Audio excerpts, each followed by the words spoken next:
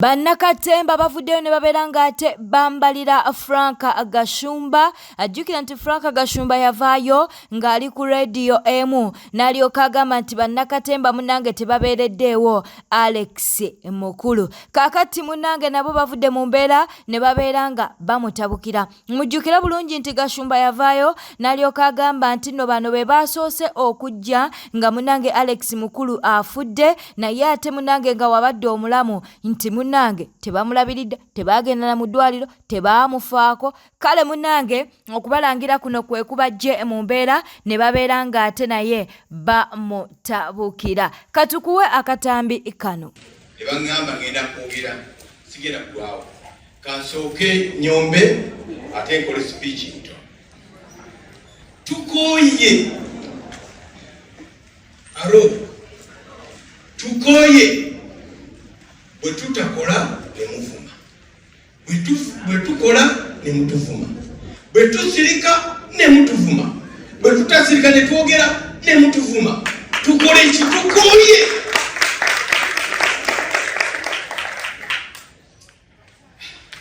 Waliwo post gye nalabye ambo profile bwe mbasitegerekeka ate Alex Mukulu gwamanyi nti muzibu.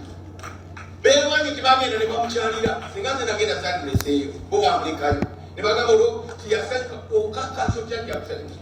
Bwe twabadde mu lumbe famire ng'etwetoolera obutatugamba naye ate nga bwe yalwagamba kimwakoze kyekituufu ne mutuwonya kamera etulika abantu nga tebannafa tebamuzebedde mulwadde era tebamubisi gaatugamba tetule kye twakoze mbutuli ewa Alex Mukulu tuwuba empale. Tukooye.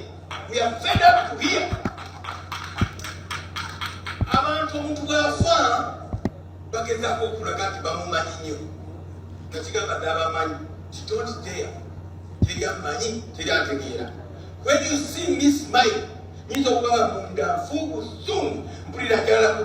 Subscribing, liking, leka obakabwawo mu comment section. Mami Zuwena avuddeyo n'atabukira abo munnange abagufudde omulimu ku mutimbagano okuba nti nate basabiriza. Avuddeyo n'alyoka agamba nti bannange mukole era yeewaddeko example n'alyoka agamba nti ye nga akyakola kubanga yandibadde atulawo obutuuzi kitegeera n'alinda ssente oba ne bamuweereza ssente mu bizinesi ez'enjawulo z'akola. Naye atabukidde abo munnange ababeera ku mutimbagano nga musabiriza busabiriza.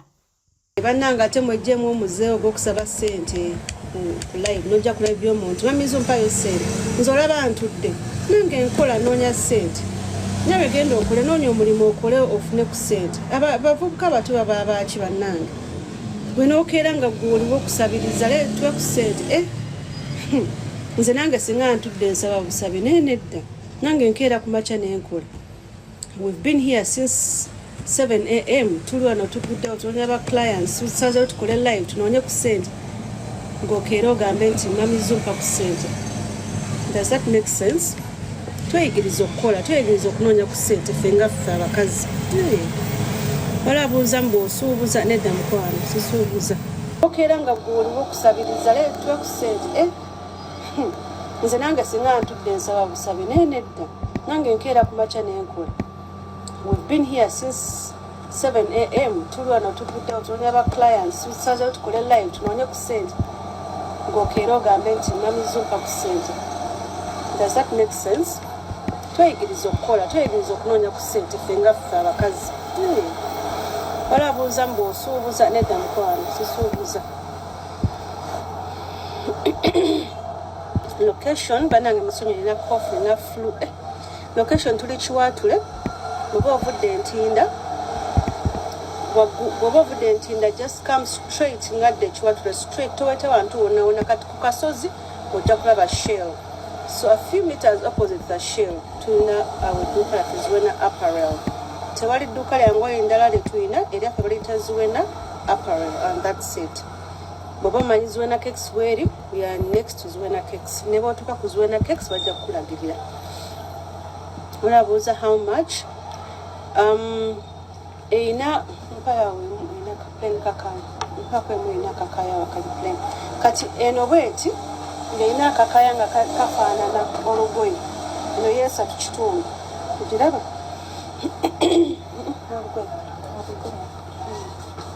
Bwe tweyongerayo tugenzeeko ewa Bebe Cool agenze n'akyalirako Lord Mayor atwogera kwani ku Ronald Balimwezo. Kakati bafutuso gye bagenda vaayo balyoke bagambe nti Lord Mayor munnange abaliddemu olukwe. Naye nga Bebe Cool alina byagenze n'abeera ng'ate annyonnyola Lord Mayor.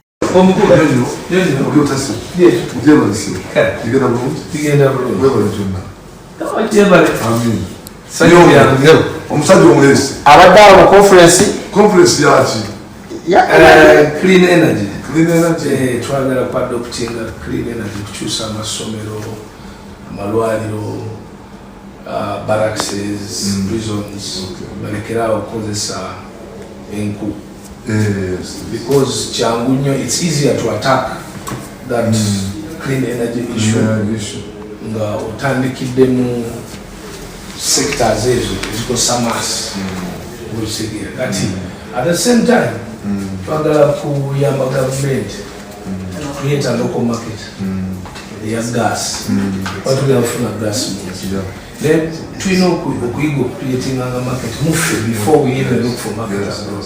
But at the same time ekyo creating a market muffe ate era to devising ways on how it can be a health advantage, financial advantage, and economical. So basically, trying to presenting twice to the National Planning Authority, presented bawaita volcano energy.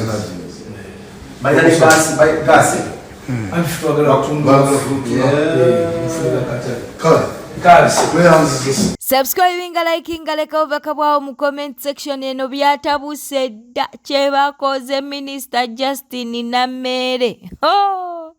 Generation yavuddeyo n'abeera ng'ayuzaayuza minisita ekitiibwa kye kyonna n'abeera nga munnanga ataakimwambudde. Bannanga okuyamba kuno kyebakoze minisita alabika taliddamu kuyamba. Maama nnyabo akatambi kano oba vidiyo eno gikwate bulungi paka weenagwera kyebakoze Minister Justin Nammere. Katubeere ng'ate nabyo tubikuwa.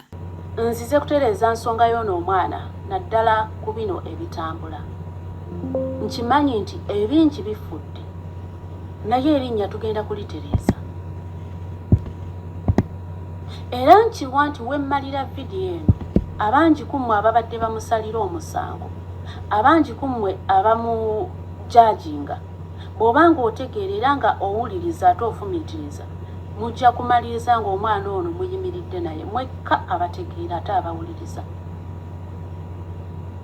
Ate era nkikola kwagala kutegeeza eggwanga Uganda nti nze tebankozesa, tebannimbisa, tebanferesa ddala ku app eno.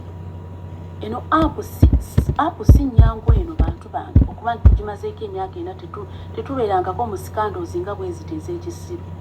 Mwe mumaze kujja ne muleetamu buyaaye bwammwe ne mukola ki ne mutuyita emabega z'ebyo ebintu sibibeerangamu bulamu bwe. Fact siwulyangako na kintu nga kino ekyabaddewo ku mwana ono. So mpuliriza bulungi tukatwala empola. Omwana ono olwokuna yampa message ku TikTok nangamba Jenny, can I talk to you? Ne mugamba kikika maama. Nankubira ku TikTok. Yali first time yange okureceiving a call ngeva ku TikTok. Era kyansanyusa na nyunga ngamba bannange oba kino kizize kitya. Nangamba Jenny aba NUP bankoloba ne mugasibira banaye.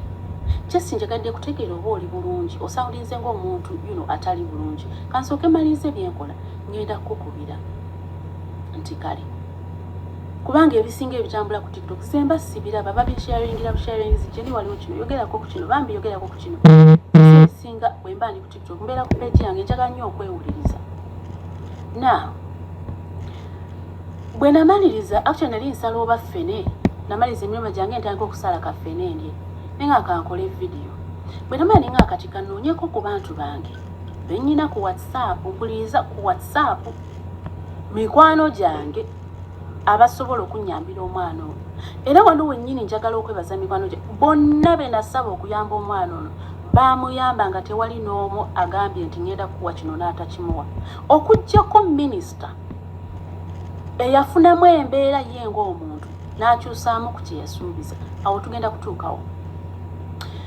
Omwana ono bonna mbabuulidde abasinga tebaagala kamera era bagajeni ffe tulye ne tetwagala kamera tuyambire eno. Ne ŋŋamba minisita nti waliwo omwana ono Benita simanyi oba wamulabye. Ne kamesegi akasembayo namugamba nti mawulire g'amaanyi kuba kimanyi bulungi tayagala nnyo amawulire bayiza era nga nawe bw'anaakyogereko ajja kutrendinga. Mbazzaayo ku phone call bwe namukubira essimu ndowooza kyamutwaliye seconds nga 3 nga ngikutte era ebyo byabagamba nze namala ennaku 3 nga munoonya sibitegeera kubanga omwana ebintu byatukawo lwakusatu nze saabira yankubira lwakuna olwennyini olwokuna nenkubira na mmere tekyamutwalira na ddakiika 3 zaalinga seconds nga akutte essimu yange.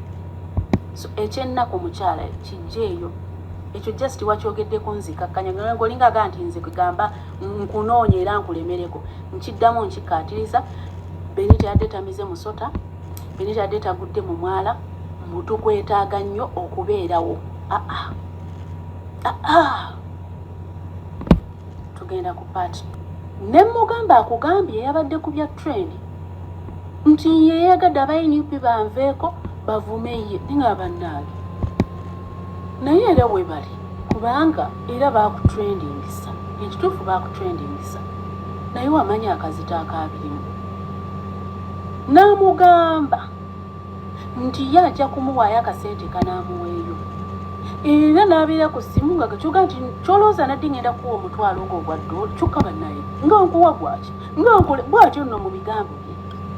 Ne ŋŋamba bw'akugambye ninga omwana ono alabika tikitoka akamuleke n'ayogera ne minisita nafuna shock nenkwata essimu nkube nenga naye nedda nkubira ki leka ninde minisita anankubira olunaku ne luggwawo olwokubiri ne lukwata mba nti awo akasimu nkwata naŋŋamba kikazi tweyita ba kikazi omwana akubuulidde ne mugamba Benita nta okumbuulira ki omwana oyo nno naye simanyi lwaki akukweka ebintu simanyi biki ne mugamba what's going on bituufu bye wamugambye kuba wano bwe yambuza nti omwana akubuulidde nga njagala mbutuufu yaba akitandika kataatire kwe kutandika mu speedi nga bw'akola ebintu bye twega nga oyinza okulowooza omwana ono alina ensobi gye yakoze.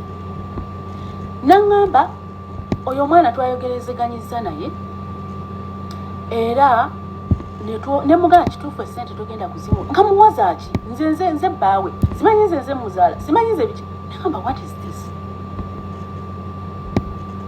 bantu mmwe natya neŋŋamba oli mukwano gwange gwosooka kuba ekintu ekyo okikola Benita oba okikoze nze kino ekintu nakirimu naawe ne Benita lwaki onkola ekintu ekyo ne mubuuza oli serious omwana ono togenda kumuwa ssente n'akiddamu era n'ayogerawo awo ebigambo nkumu neŋŋamba Benita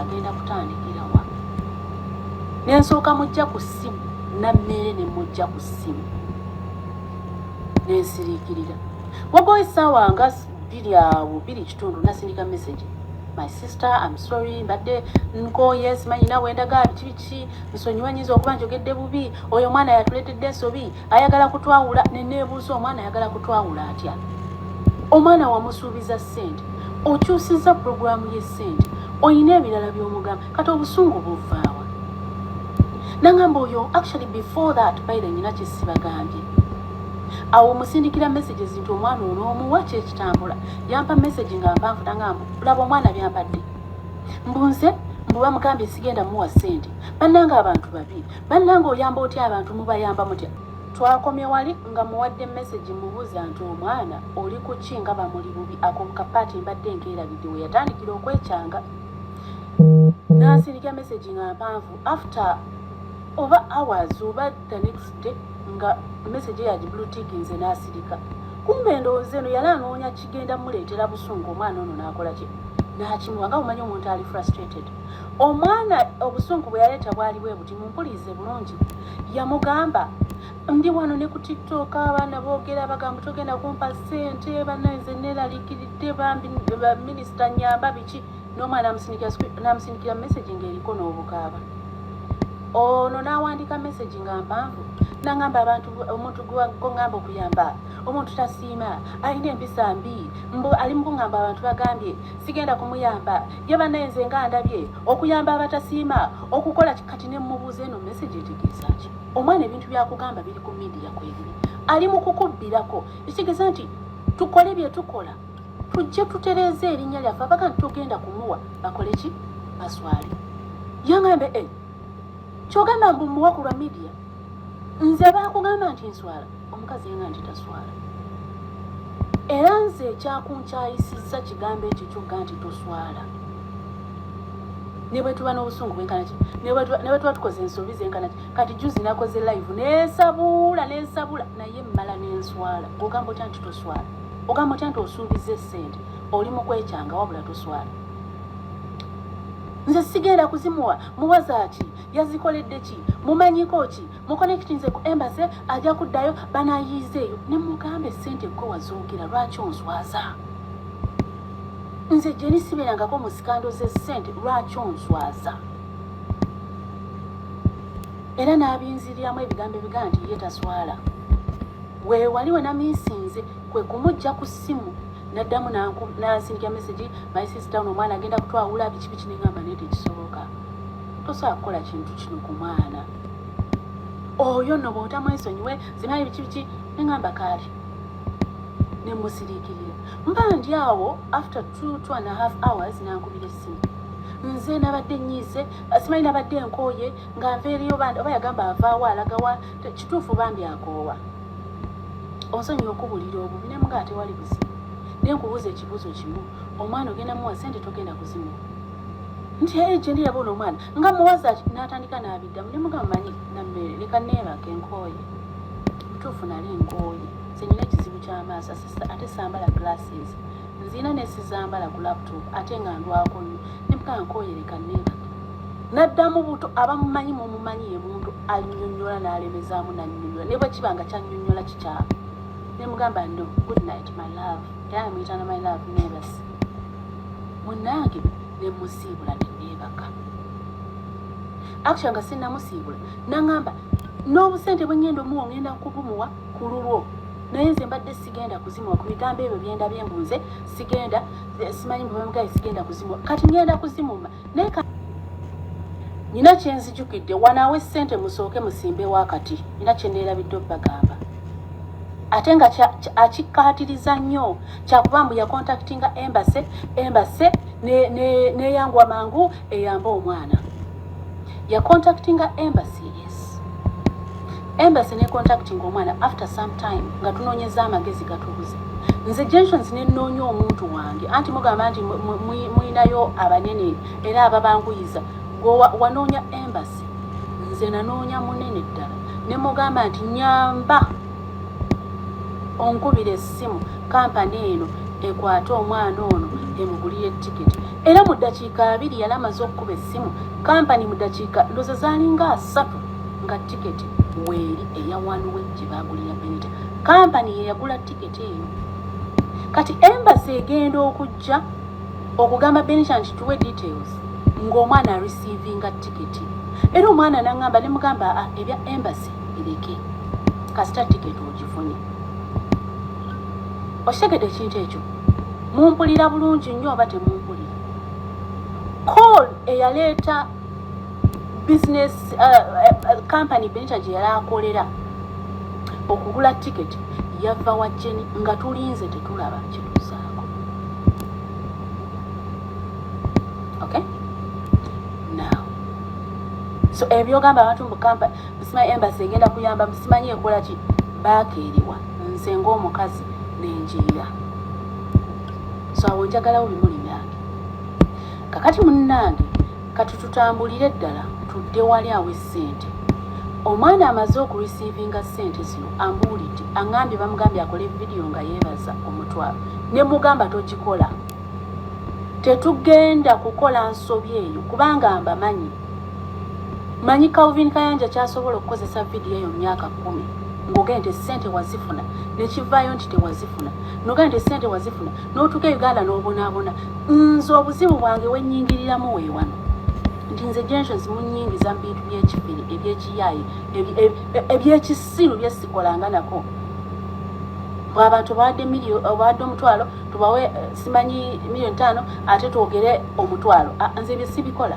Ono omwana alina ennaku yali yeetaaga buyambi oyingidde mu kkubo ly'abantu abandi buyambi ne batamuyamba. Tutereezeemu bwe buzibu bwokka tewali bulala. Ntaddeyo eddoboozi ovuddeyo osirisizza buli omu alina okuyamba. Buli gwe nakubiranga essimu ng'oggyeko abaakatandika okujja oba abaatandika okujja nga ntandise obbagamba neesiseemu simanyi oba zinajja. Bonna baasooka nga nti Jenny tuleke minisita yawadde omwana omutwalo gujja kumumala. Baakatandika okuddamu okutaasa omwana oyo era mbeebaza. Now ngambye Benita nti togeza kukola vidiyo yeebaliza mutwalo ng'ofunye $5,000,000 bw'okikola oli ku lulwo. Nze sibiriimu si ka mukwano erinnya eryange terigenda kufa ng'erinnya eriryo olikola eryange life. Kyenvudde n'ababuuzizza omuntu obeera mukwano gw'omuntu olwana nnyo okuseevinga naye tolwana kwonoona. Naye kubanga avuddeyo n'oyonoona kati ffenna leka tujje tuseevinga amannya gaffe. Uganda yeesalirewo. Munnange omwana Benita nga mpuliriza era ng'ateekayo vidiyo nga yeebaza $5,000,000 nga nteekayo babloggers nga batandika beebaza era nga nzija wano nga neebaza $5,000,000. Njagala mumbuulire okutambulira mu mazima kyekyaleese okuba nti Benita mumuvuma ndi Generations mumuteeka mu bintu eby'ekisiru. Ekyandeetera okumugaa nti yogere ssente ze bakuwadde. Nalaba babloggers be nga batandise mbwe ssente baziwadde Generations ali bloka simanyi mwagala kubba nammere simanyi mwagala kukola ki mbiwulira mu nkubo ne ngamba owaayi si ka mukwano gwe simanyina kwegamba gulagawa. Sinabaga mukwano gwange mmala kukusunsula naye bw'ojja ku sipiidi yengana ki nekuga nkuyingizizza mu bulamu bwange mmala kukusunsula kitwala obudde. Ate nze nyina omukwano mungi nti nja kukwagala naye ate bw'ontama bubi nnyo nno nga bw'okiwulira. Omwana vidiyo zazikoze kato awo wennyini minisita we yaviirayo loza n'agamba oba kati nzizaako ki kwe kutandika okusibako omwana ebigambo mbu simanyi bangambye ku mulimo simanyi talina buzibu simanyi aba embassy bangambye biki byonna nga bwe mwabirabye. Ekintu ekyasinze okunnuma ngende ne ku sayidi y'ono omwana kyakuba nti ky'oli mu kukola mu bulamu bw'ono omwana tokitegeera. Waliwo wagambira nti wa trending nga kyali kimala naye wano wandisirise ne tutereeza omwana ne tumuzza mu bantu abantu ne babaako ne kye bamukolera kubanga ekkubo wasooka n'olizibikira ng'ogaanye nti omuwadde ssente awo kawe waali obuzibu.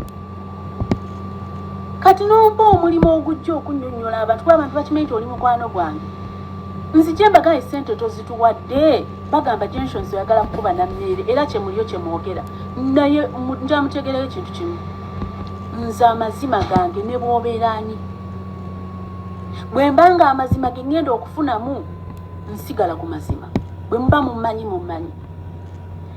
Now afudde yakoze vidiyo ebyakoze simanyi munoonyeze ennaku 3 simanyi biki maze omuconnectinga ku embassy bangambye ali bulungi ebyo oyogera byaki ebyobulimba. Nze noono omwana nze nali mmanyi omwana ono bwasula ne Sheila Price era njagala okukebaza kamba ffe tumanyi tebuukye Benita gye yali ayitamu wali togimanyi nammere wasigala ku trend ensonga ki wavudde n'ojja n'oyonoona omwana ono. Tetuli ku vidiyo gye yakoze ebyo byabagamba mbu Benita yamwetondera mbu naye vaayo obulire abantu amazima n'abagamba mbu yamugamba mbu bw'anaatuuka Uganda mbu Benita yamugamba amuweeko $5,000,000 naye mwe bantu mu abantu ba bulimba banayinda mmere nakukakasisa nti olina obulimba kale ate oba wankoze bubi okulimbirira omwana ono ali innocent. Tudde ku $5,000,000 nga bwe zajja okusinziira ku nammere nange mbawe sayidi. Katugendeke wasenga asidi naye wuno munnange ayingidde mu lutalo oluliwo bannange TikTok ekutte omuliro. Okitegeera olutalo no luli wakati wa Justin Namere, Benita ne Generations. Kale katukwesenga asidi. Bana mmwe. Ene ensonga ya Benita Bontwe. Benita Bontwe. Owachi Kadama owakawa nabadde najewase jonga nteekako live ngamba bambi mwakoze bubi derere mama abana ne bangamba senga before you even feel sorry oyo Bontwe waneeno nga yakuvuma manyanga a supportinga fibimizi bichi nengamba mbuye nengamba bambi abana banupu nga muli bazira mwebale nnyo baddiya naye that's not why nkoze akavidiyo kanene nkoze akavidiyo kano nengamba bannange Kadama aba n'ekimwa. Kadama does not know when to first take a minute and breathe. Kadama naddala ayina following aba ne celebrity syndrome. Kati gwe Bonita Kyamutwe Bontwe gwani na mero kuweereza message mu bannayuganda bonna era bannange honorable Namere. You people, you misallocate funds. Give me one reason why wabadde oyo Kadama omuwa sente. For what? Baba mugoba ku mulimu afuna omulala. Afuna omulala yuyo afumba kaawa. Asika kababu anonyo omulimu ewalala tunamuloperayo nayo bamugobeyo mbwera mumuwadde sente. For what? Why semeka celebrity syndrome ya Kadama sebo natandika okugeya minister na nga minister akutte mu nsawo amuwe emiliyoni 5 nga ne bawe amwebakako amutuyanirako tazimuwangako nga ne mama we yakeera namuza nga ne babbosi be tebazimwana gamba oyo mukazi bananga ayagala amasannyalaze Benita Bontwe mu kitweche yabadde alabanga Namere minister amwagala kama amasannyalaze awulira mbuuza bannange nabadde nti bannange abantu baagala amasannyalaze kakati eyo nayo netuvaayo kale I know I don't like generations by the way I don't have a problem with her yandeetako yajja nanja Samira nange ne mwasamira nebigwa simulinaako buzibu nalabya abannayuganda nga badraginga oyo omukazi mu nsonga za Bontwe mbuyabye sente za Bontwe bannange abannayuganda sometimes omuntu kale I think her intentions bambi were good in the first place, you know, on omwana abantu bamujonkedde ne bamugoba ku mulimu bichi era kyovola abantu batuuka ne balya bokka oba ne balekera okuyamba generation oli mukazi yasoma olabika bulungi nga wadde wantama bakadama oluuso obeesonyiwanga Kadama afa Kadama okumanya Kadama afa Kadama Benita Bontwe a reverse miliyoni 5 eza Namere wabula Kadama afa Kadama kakati Kadama she would rather go like akole obwa Kadama than receive money from Minister Namere. Owulira Kadama afa Kadama atafune netoche emoja kati was reverse nzembabana balekera omuvuma anti Kadama kati as reverse abana balekera omuvuma abirongengetu NRM oba abanupo bamugire Chikadama. Hello, Bonita Bontwe, how are you mukwano? Nkutumiddeko. Abaana banupu mbagala nnyo mugende maaso. Chosen Becky akyagenda mu maaso n'okuba nti n'ataanyumirwa obulamu.